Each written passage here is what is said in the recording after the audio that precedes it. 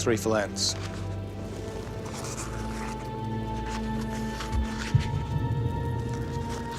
Lance. That's 4, Lance. That's enough. I don't need to read the last vote. I need your torch. It's okay.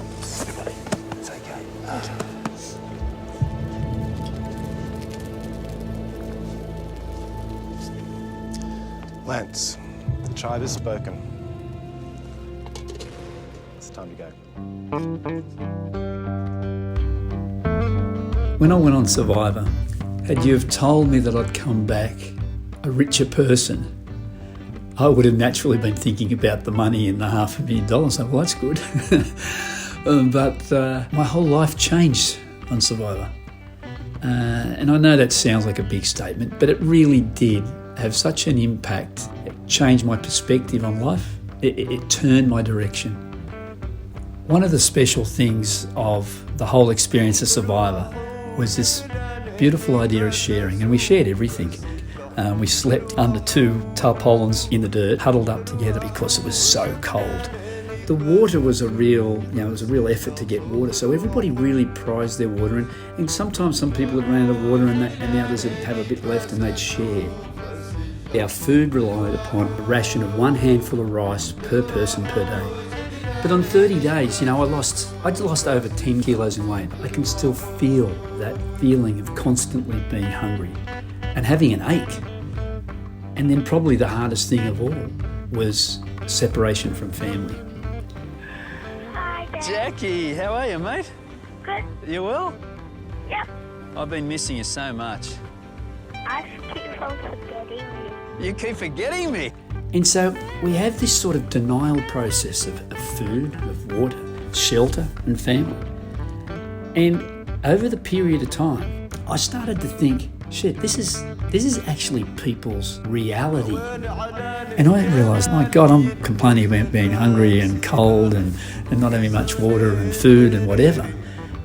Yet that's the reality of so many people's lives in this world. That was a really sobering thought as that sort of dawned on me.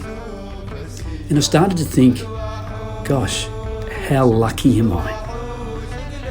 How lucky am I?